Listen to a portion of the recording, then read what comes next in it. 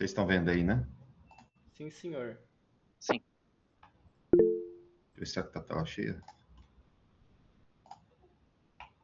A tela tá cheia aí? Ah, tá. Sim, tudo certinho. Certo. Então, muito obrigado pelo convite, né? É um prazer estar dividindo esse conteúdo com vocês, né? Esse grupo aí, o GDG, é muito legal fazer parte, né? Acho que já faz uns 2 anos que eu tô nele, né? E gosto muito do pessoal.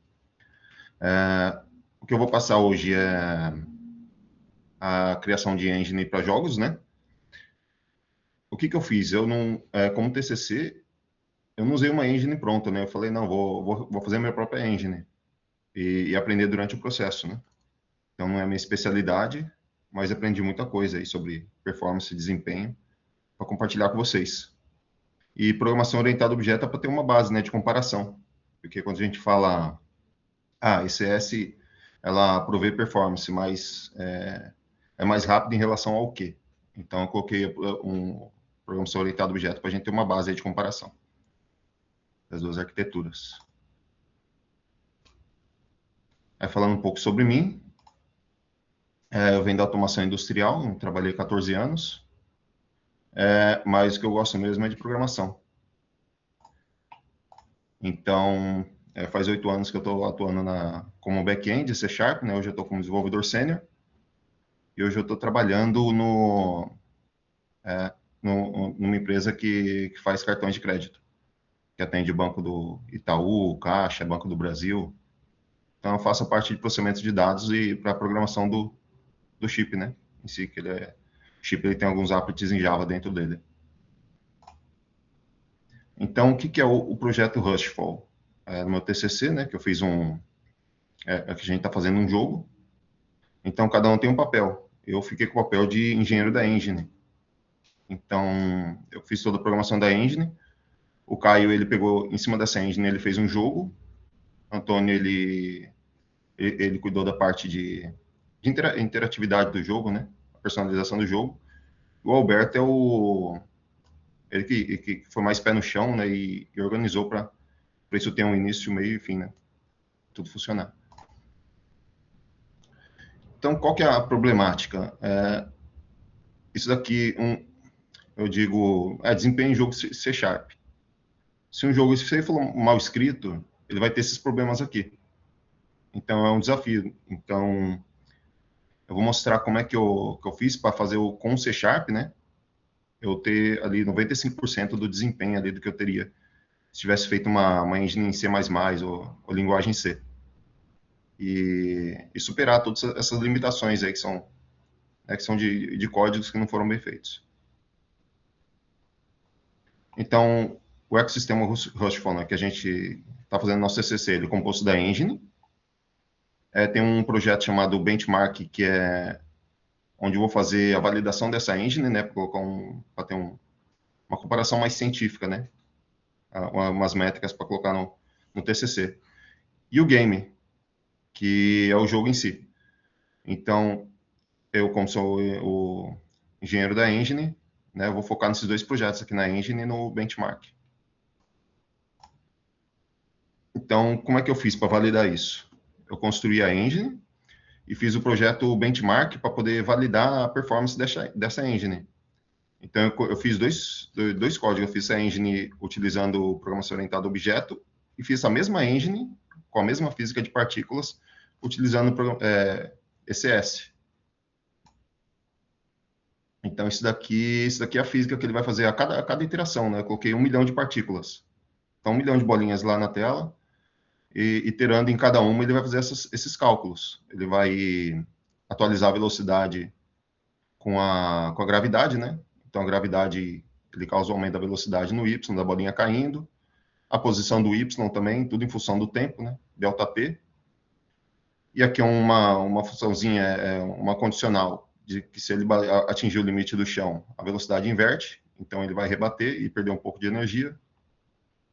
E também, dentro desse loop, também tem a atualização da velocidade x, da posição do x, e a partícula também rebate na parede, né? Se ela bater na parte esquerda ou direita, a velocidade ela vai inverter, fazendo a bolinha rebater e perdendo um pouco de energia.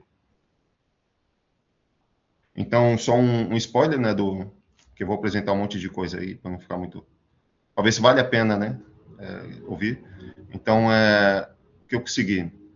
Utilizando programação orientada a objetos, o FPS ficou em torno de 8,5. E utilizando a arquitetura ECS, o FPS foi para 70.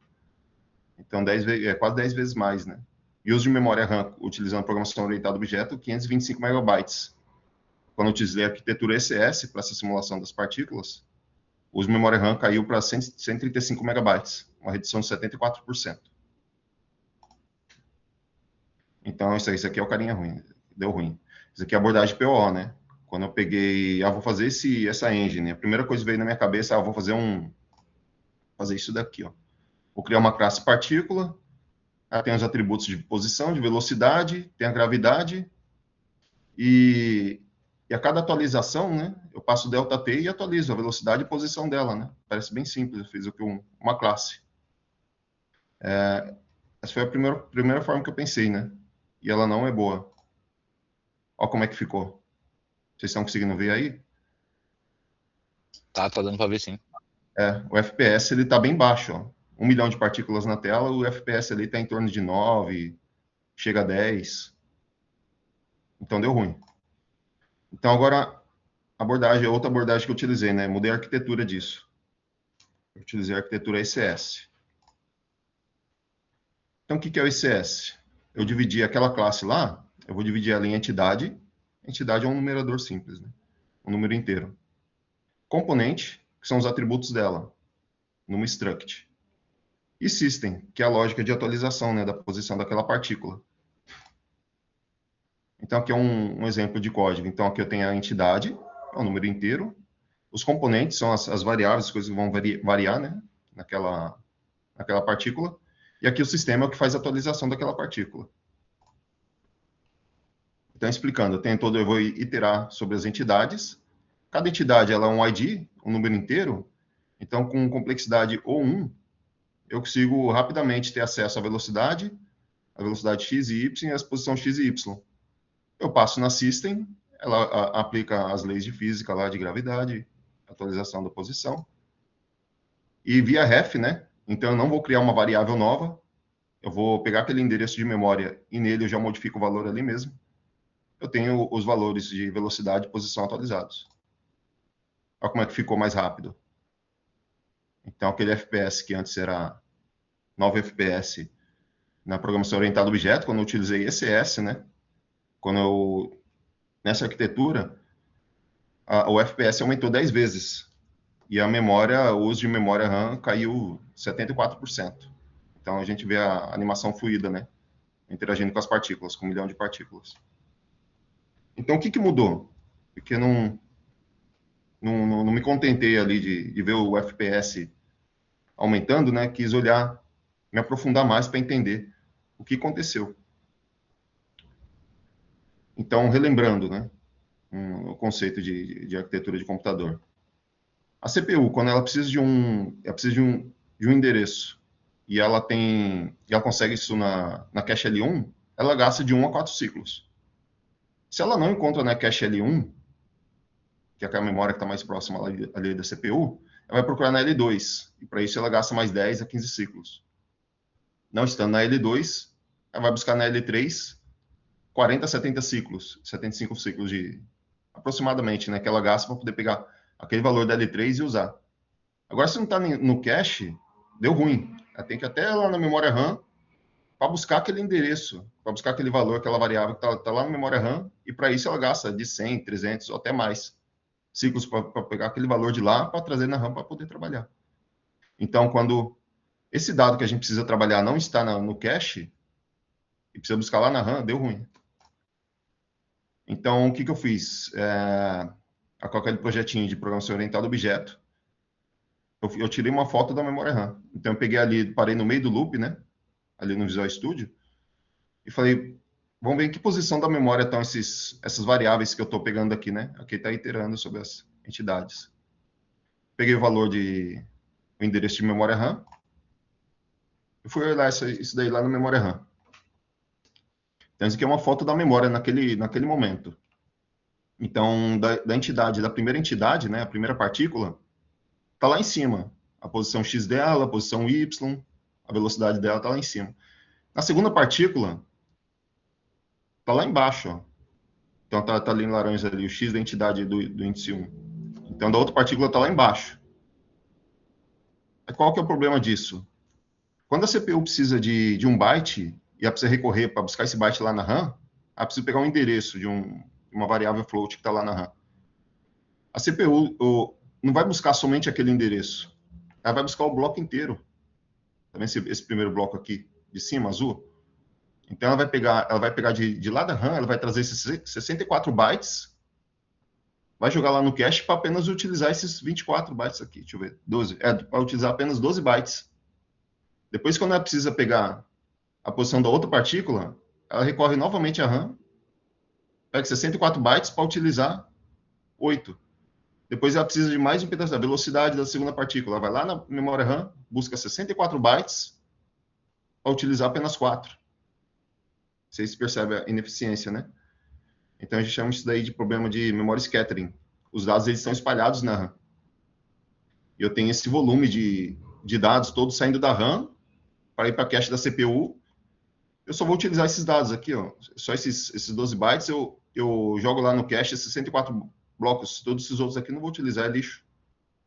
Então isso aqui está sendo muito eficiente. Isso aqui é o snapshot da memória RAM de um objeto. Aqui é um objeto e embaixo está o segundo objeto. O que não deixa tão ruim é que esses endereços que a CPU usa tem uma lógica, um hardware perfetcher que ele tenta antecipar. Ele pega esses saltos aqui entre um objeto e outro, ele tenta antecipar aí para diminuir o tempo que a CPU ficou ociosa. Mas aqui é uma foto de dois objetos aqui da programação orientada a objetos, né? Utilizando a arquitetura programação orientada a objetos. Agora eu tirei uma foto também da memória RAM quando eu utilizei a arquitetura ECS. Então eu peguei aqui os endereços, né, no meio da iteração das entidades. E olha como é que estava a memória RAM no ECS. Então, isso aqui que eu circulei aqui em vermelho, ele é um bloco. Então, numa viagem só, onde a CPU precisa desse endereço, ela vai buscar todos os endereços aqui, e eles vão entrar na cache da CPU. E todos vão ser úteis. Entendeu? Então, está otimizado. Num único bloco, eu tenho informações de x e y de 8 entidades. Então, a logística melhorou muito. Então, quando a CPU precisar de um dado, o que vai acontecer? Ela vai encontrar no cache. Então, a gente chama de cache hit. E raramente ela vai ter que ir lá, novamente, na memória RAM para pegar esse dado. Então, o que aconteceu? Não tem aquele monte de lixo entre um dado e outro. Consequentemente, eu uso menos memória RAM. Então, analisando no nível 1, né? No nível básico de análise. Em relação a FPS e uso de memória RAM, são essas melhorias, né? Utilizar a arquitetura ECS 10 vezes mais rápido, e a memória RAM ela caiu 74%. Mas esse nível de análise não achei bom. Falei, vamos aprofundar mais. Então, achei uma ferramenta chamada VTune, que é uma ferramenta da Intel. Dentro da CPU, tem um circuito lógico lá chamado PMU. Ele é um circuito lógico exatamente para isso, para monitorar a performance da CPU. Então, você consegue visualizar eventos ou coisas que ocorreram na CPU sem afetar o próprio funcionamento dela. Tem registradores lá para leitura justamente para isso. Porque não faria sentido eu afetar o desempenho ali, né? Quando eu lesse esses eventos. Tem esse circuito lógico que o VTune utiliza. Então, com ele, eu primeiro comecei com Anchor Events, eventos fora do núcleo. Então, ele pega eventos ali de quantas vezes a CPU recorreu ali à memória RAM. Então, comparando os dois, na programação orientada a objetos, em 10 segundos de simulação, né, a gente vê aqui que a velocidade do tráfego está em torno aqui de 17 GB por segundo. de dados trafegando entre a CPU e a memória RAM. Isso aqui na programação orientada a objetos. Justamente por causa daquele monte de lixo lá que vem junto com o bloco, que não utiliza, né? E quando coloca ECS, olha o tráfego como caiu. Foi para 7 GB por segundo. Porque já que aqueles dados que eu pego, a logística está melhorada, aqueles dados já estão no cache L1, L2, L3, e raramente a CPU vai precisar recorrer à memória RAM. Então aqui o uso da banda aqui caiu drasticamente. Então aqui resumindo, né, desses eventos Ancore, de fora do núcleo. Na programação orientada a objetos, ocorreu a troca de 184 gigabytes de dados, né, em 10 segundos. Enquanto no ECS caiu para 76 gigabytes, redução de 58%. Agora, só que isso não está suficiente. Aí vamos nível 3. Eu quero ver o que está acontecendo lá dentro da CPU mesmo. Então, o VTune, ele dá essas métricas aqui em contagem de ciclos. Tem várias medições aqui. Ó. Se fosse falar dessas medições aqui, levaria 3 horas aqui de palestra no mínimo, né? Então, eu peguei só o mais importante. Então, em 10 segundos de simulação, peguei esse marcador de evento aqui. Stalls do L1D, que é o cache L1 de dados. Então, isso que significa o quê? Quantos ciclos a CPU ela ficou ociosa justamente porque ela não tem dados para trabalhar. Ela não tem dados para trabalhar, então ela fica rodando ciclos até chegar esses dados que ela precisa. No ECS, ela ficou 3 bilhões de ciclos ociosa. No POO, por causa da ineficiência logística de dados, ficou em 16 bilhões de ciclos. Então, você vê que a CPU ficou muito mais ociosa ali, esperando dados para trabalhar. E por isso que o FPS caiu tanto, né? Então, aqui são os outros indicadores, né, que eu peguei lá daqueles eventos da CPU. Então, com PO, não, com ECS, sempre que a CPU precisa de um dado, 99,65 das vezes estava no cache L1. Quando não tinha no cache L1, ela foi para o cache L2. 98,10% das vezes estava lá. E no cache L3, quando não estava no cache L2, ela recorreu ao cache L3, 99,98% das vezes estava lá o dado.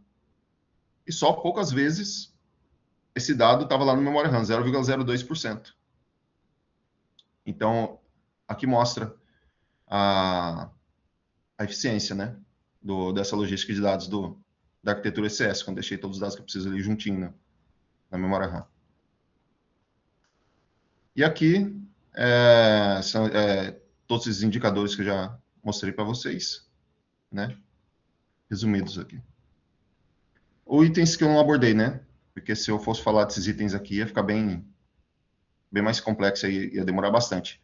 Parallel for, se eu pegasse naquele loop e eu dividisse entre os núcleos, então se na minha CPU tem 4 núcleos, e eu poderia dividir esse processamento entre os núcleos, utilizando Parallel for. SIND, então isso daqui dentro da CPU tem registradores especializados em cálculos de números flutuantes, e acontece com uma única instrução. Ele realiza vários cálculos. Então, aqui no meu processador i7, se eu utilizasse esse recurso aqui de AVX2, por exemplo, ia chegar a 600 gigaflops, que é o quê? 600 bilhões de operações de números flutuantes por segundo. GPU, eu cheguei a montar um núcleo da engine com a GPU, mas aí o meu TCC ia ficar muito extenso. Com a GPU dobrou ali o FPS, foi para em torno de 150 FPS, mas eu tirei do trabalho, né, para deixar ele mais enxuto. Também tem a questão que eu não aprofundei, o Garbage Collector. Então, se aqueles 9 FPS ali, ainda estava bom, não estava tão ruim. Agora, se houvesse destruição de entidades e criação de novas entidades, ocorreria pressão no Garbage Collector.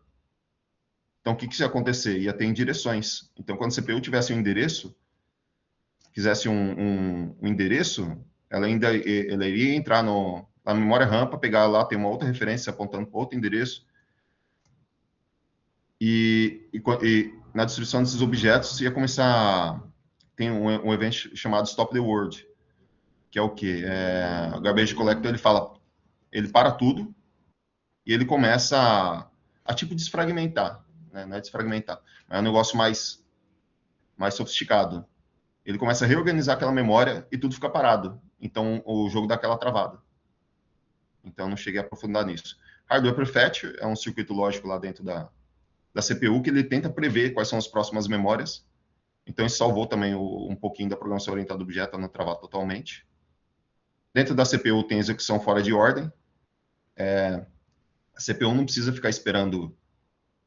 Se ela está esperando um dado que não está disponível, ela internamente ela adianta outros processamentos, outras instruções que não necessitam de dados da memória RAM. Então eu não entrei também nesse detalhe. Tem também o Branch Predictor, que é se tiver muitas condicionais no código, a CPU ela vai tentar... ela tem um circuito lá para calcular de forma estatística, né, uma heurística interna na CPU, para tentar prever ali qual que é se aquele pulo vai ocorrer ou não. Tem o false sharing, que é outro problema também. Se uma mesma cache line for operada por dois núcleos diferentes, isso vai causar invalidação e mais idas na memória RAM. E o alimento do cache. Tem componentes ali, por exemplo, do jogo, da fábrica, que tem 64 bytes. Se o cache não estiver alinhado, para trabalhar com aquele único componente, a CPU precisa fazer duas viagens da memória RAM. Então, eu tirei esses detalhes aqui para deixar a apresentação mais enxuta. Então, esse é o básico, né? Que eu passei, não sei se deu para entender, se ficou claro aí. Vocês têm alguma dúvida?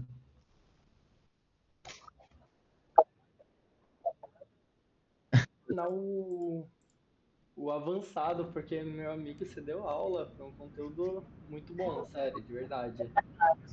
Porra. Ainda mais Obrigado. esse conteúdo assim que é de baixo nível, que foi igual o comentário aqui no chat, né? Tipo, literalmente escovando bits pra conseguir melhorar a performance. Foi muito bom mesmo, não? Parabéns. O Gustavo nunca mais reclama pela demora do GTA. Então, Nunca mais reclamo, cara. Isso aí, olha. Nossa, mano, massa demais. Pessoal, quem quiser fazer pergunta, por favor, sinta à vontade de abrir o microfone ou mandar pelo chat. Eu já queria começar aqui, porque, Ricardo, você falou que você deu uma comprimida pra caramba no que você apresentou aqui pra mim, já foi... Eu não consigo nem imaginar o quanto está te dando trabalho esse trabalho. Mas ali na lista que você colocou de assuntos que você não abordou para palestra, aquelas perguntas meio genéricas, mas queria assim entender qual o tema desses que você, tanto o que você apresentou quanto esses que você listou, quais que você acha que assim são extremamente complexos ou que mais te deu desafio e por quê e qual que foi mais legal de você aprender assim, porque eu imagino que não sei assim muito se você já tinha muito conhecimento na área, se realmente o trabalho te deu a oportunidade de aprender, então minha dúvida é barra curiosidade nisso aí. Não. O que eu conheço mais é criptografia, pentest, essas coisas, né? Eu não conhecia tanto disso daqui. E eu falei, eu não vou usar uma engine pronta, eu quero fazer minha própria engine, né? E nisso daí, nessa dificuldade, eu fui descobrindo. Então, eu levei ali foi um mês ali discutindo com a IA, né? Fazendo várias perguntas, escrevendo várias coisas. Aí fui aprendendo. O que aconteceu? Essa parte que eu falei aqui é só a engine do jogo, né? O jogo ele é composto, ele tem o game design, tem a parte do jogo em si, que o TCC está enorme, né? Tá com 72 páginas. Então, se eu colocar essas coisas aqui, ia ficar muito extenso, né? Então eu falei, deixa eu fechar um pouquinho o assunto, né? E aprofundar melhor nessas partes aqui. Se pegar isso daqui, é muito conteúdo, é muita coisa.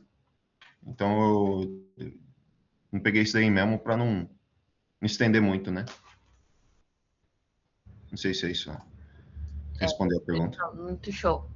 Eu vou passando a palavra aqui, o William levantou a mão, a gente também está recebendo algumas perguntas aqui, mas William, por favor, à vontade. Opa, boa noite, meu caro, beleza? Cara, muito bom aí, né, essa apresentação, né, sobre o seu projeto de acadêmico, né, pelo que eu entendi aí. Aham. E, cara, uma coisa que eu queria, né, comentar, ou mais perguntar, se como trabalhar isso te afetou na carreira profissional, e aí vou explicar um pouco o porquê da pergunta, né? Porque, por exemplo, eu trabalho com Dart barra Flutter, majoritariamente, né? Eu sou full stack, mas o meu grande carro-chefe, aí, a maior parte que eu trabalho hoje é Flutter e Dart, e parte ali no JavaScript.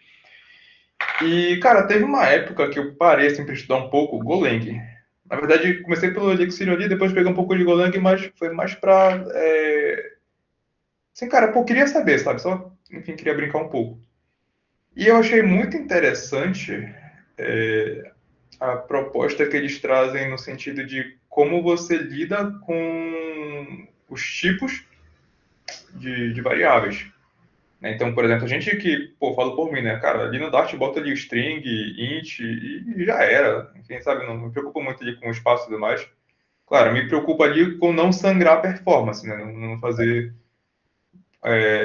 no caso ali da gerência de estado, né, não sangrar muito a gerência de estado, mas eu nunca me preocupei, por exemplo, com isso.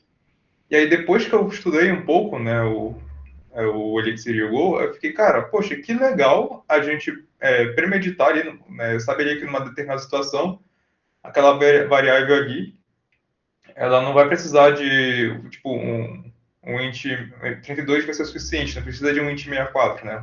Um exemplo, assim. E, poxa, que legal, né? E, cara, isso, assim, pô, vai mexendo de pouco em pouco, pô, num projeto que é muito grande, isso pode acabar fazendo uma diferença no final ali, né? É, E assim, isso me afetou, sabe? Isso é um exemplo de como me afetou um simples estudo ali, né, de uma linguagem ali diferente. Isso me abriu os olhos para trazer um pouco, né? Claro, pô, o Dart não tem essa preocupação, né, nesse foco dele, mas ele dispõe um pouco desse ferramenta. Então, pô, isso me afetou como um programador no geral, sabe? E aí eu queria perguntar, né, justamente depois de explicar isso daí, se trabalhando aí, pô, escovando bits, né? Escovou bits aí na memória e tudo mais, como isso, se isso te afetou de alguma forma na tua carreira, sabe? Na tua visão de profissional, assim. assim, porque acontece, esse aqui foi mais para diversão, né? É,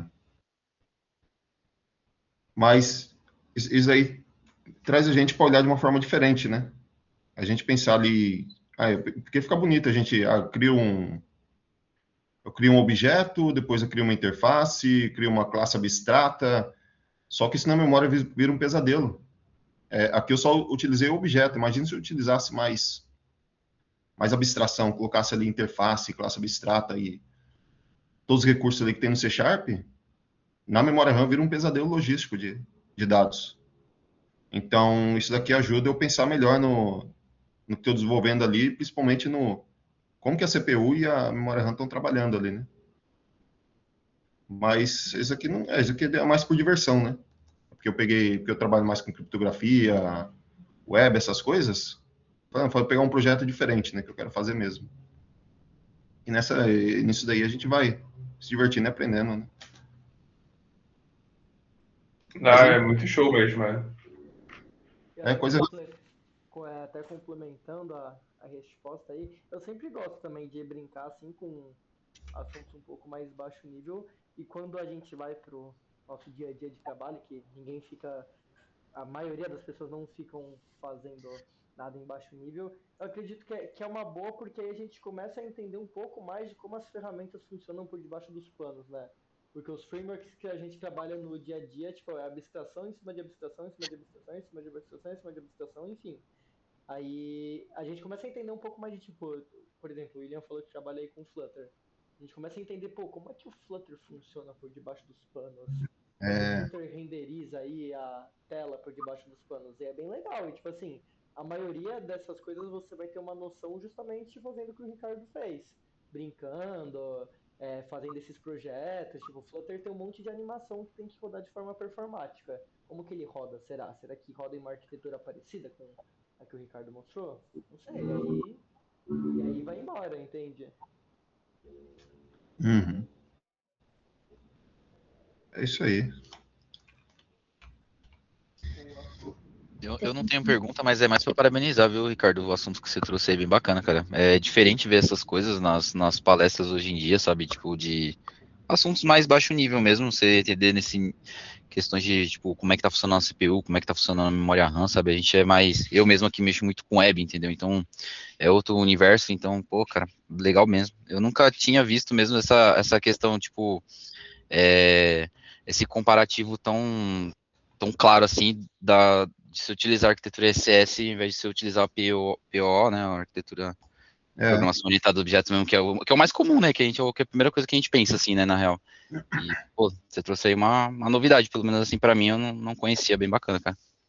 eu até montei aqui no final, que eu coloquei uma historinha para poder ilustrar ali da memória RAM, ou a parte do cache lá com a CPU. Uhum. Deixa eu ver, se der tempo, vamos lá.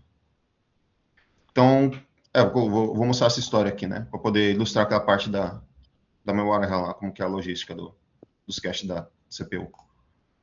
Então, aqui é o software, ele tem uma lista de atividades para fazer, ele tem livros para ler, né?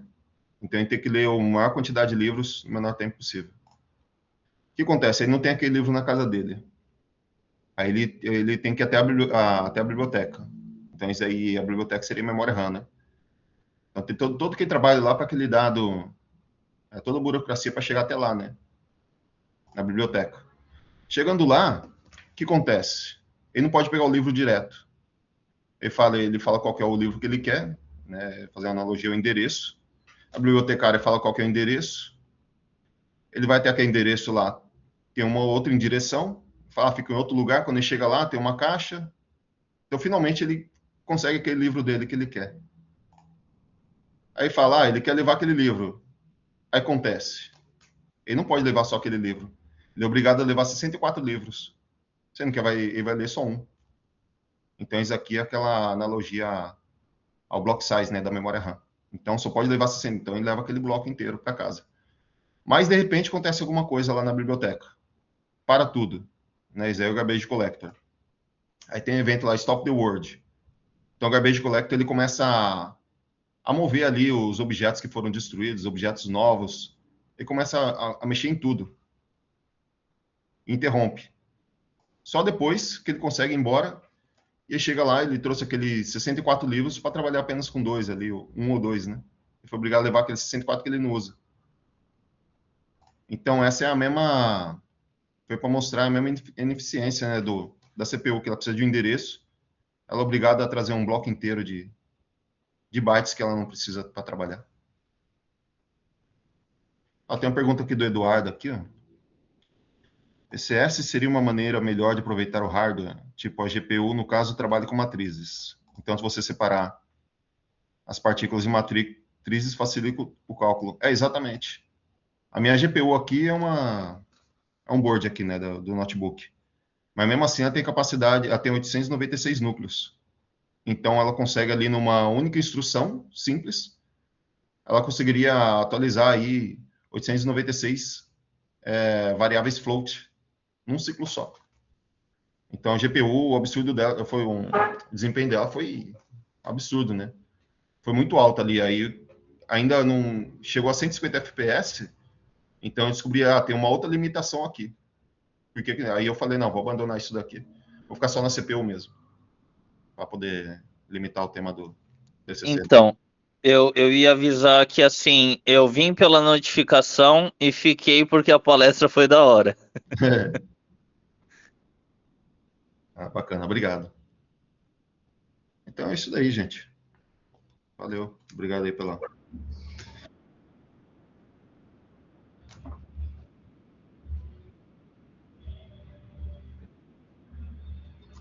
O visual tá tímido. Se vocês quiserem um tema depois, aprofundar, eu posso preparar um tema, porque o TCC não é para agora, né?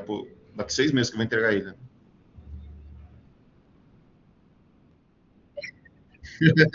Maluco, já vai chegar com o pé na porta. Cara, não tá cedo pra começar essa coisa.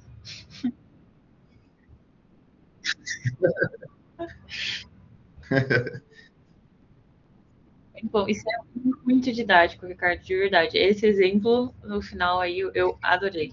De verdade. Mas aí o Andrew. Já foi professor, coisa do tipo? Não, não. Considere. Ficou Obrigado. extremamente lúdico, ficou muito bom. Eu estava até comentando aqui no paralelo com o Henrique o quanto você está sendo realmente muito didático, então ele explicando tanto como que a função funciona, é ótimo, mas como ela se aplica, né, para o código, como se traduz em outra linguagem, para mim isso é um talento que às vezes falta muito em professor na hora de transferir o conhecimento. E a palestra toda foi extremamente muito clara, então achei isso muito massa. Vou passar a palavra para o Leandro, que está com a mão levantada. Adoro esse termo, a mão levantada. Boa noite, obrigado. Sou novo aqui, há algum tempo estava tentando entrar, hoje eu consegui. Obrigado pela oportunidade aí, a apresentação aí foi excelente, aí, o conteúdo, bem bacana. E aí dá para incentivar a gente a entender uma coisa que, tipo, trabalhando numa empresa, eu trabalho na parte de desenvolvimento mobile. E o gerente da empresa falou assim para mim, não interessa a linguagem, interessa a lógica. Você tendo lógica, você programa em qualquer linguagem. Então, olhando assim para o código, dessa forma assim, a forma de organizar, seja em PDO, a gente analisa,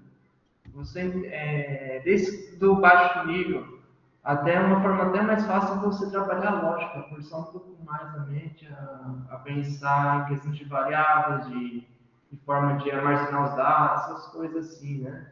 E quando você pega alguma coisa que já vem pronta, aí você copia e cola e isso entende como funciona, mas não entende a lógica. E realmente hoje é algo que está mais dificultando o programador, é lógica.